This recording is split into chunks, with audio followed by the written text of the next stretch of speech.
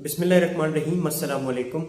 Money supply क्या होती है और मनी सप्लाई की स्टडी क्यों ज़रूरी है, सप्लाई ऑफ मनी का कौन रिस्पॉन्सिबल होता है, इस टॉपिक के साथ मैं हूं आपका होस्ट इकबाल आरिफ नकवी और आप इकोनॉमिक्स पॉइंट देख रहे हैं।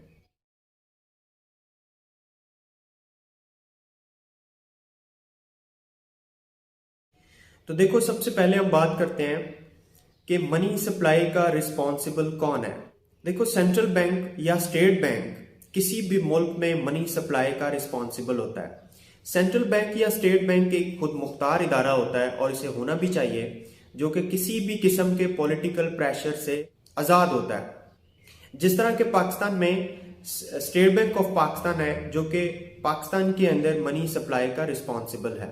इसके बाद हम बात करते हैं कि सप्लाई ऑफ मनी क्या है। तो सिंपली अगर हम सप्लाई ऑफ मनी की डेफिनेशन की बात करें, money supply is the stock of money that is available in an economy at a particular time period. ये इसकी सिंपल डेफिनेशन है, लेकिन आजकल के मॉडर्न इरा में मनी सप्लाई की डेफिनेशन को आप मुख्तलिफ स्टेजेस में कर सकते हैं। सबसे पहले हम बात करते हैं am not supply of money की। एम नॉट सिंपल एक मॉनेटरी बेस्ड मनी सप्लाई है, जिसमें करेंसी नोट्स जो कि पेपर के बने होते हैं और कॉइन्स शामिल होते हैं। यानी आप करेंसी नोट्स और कॉइन्स को ऐड करें तो ये am not supply of money है। लेकिन आजकल के दौर में एक दूसरी स्टेज जो है वो सप्लाई ऑफ मनी की कंसिडर की जाती है, जिसे हम M1 कहते हैं। M1 सप्लाई ऑफ मनी में एम नॉट शामिल होता है। एम नॉट यानी currency plus coins plus travellers cheque plus demand deposits plus checkable deposits. जिस तरह के आप अपनी स्क्रीन पे देख रहे हैं, एक एग्जांपल के तौर पे M1 सप्लाई ऑफ मनी की ये इक्वेशन बनती है। दूसरे नंबर पे M2 सप्लाई ऑफ मनी की एक डेफिनेशन है। एडवांस नेशंस के अंदर M2 सप्लाई ऑफ मनी को कंसिडर किया जाता है और इसको स्टडी किया जाता है।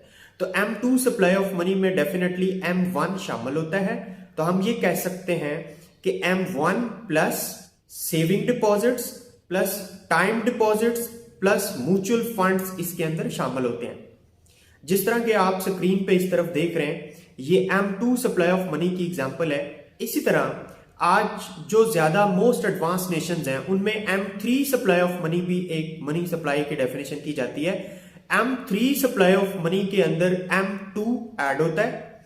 M2 plus long term deposits plus repurchase agreements plus euro dollars और foreign exchange reserves plus mutual funds balances, ये सारी चीजें M3 सप्लाई ऑफ मनी में शामिल होती हैं।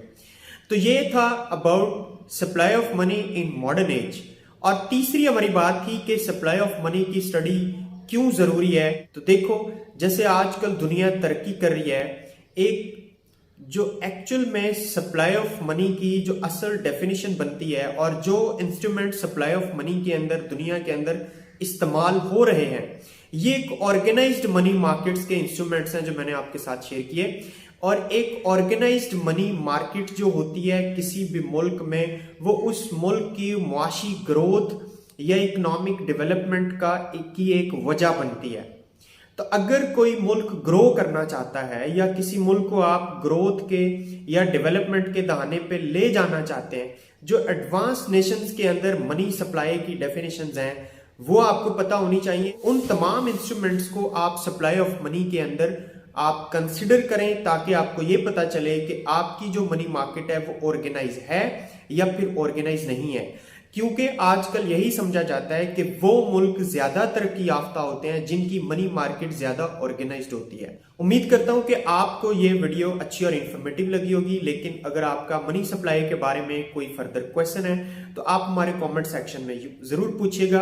वीडियो आपको अच्छी और इन्फॉर्मेटिव लगी है तो लाइक करके शेयर कीजिए, और चैनल पर नए हैं सब्सक्राइब नहीं किया तो सब्सक्राइब करके बेल आइकन को प्रेस कर दें, ताकि आपको आने वाली इस तरह की तमाम इंफॉर्मेटिव वीडियोस मिलती रहें।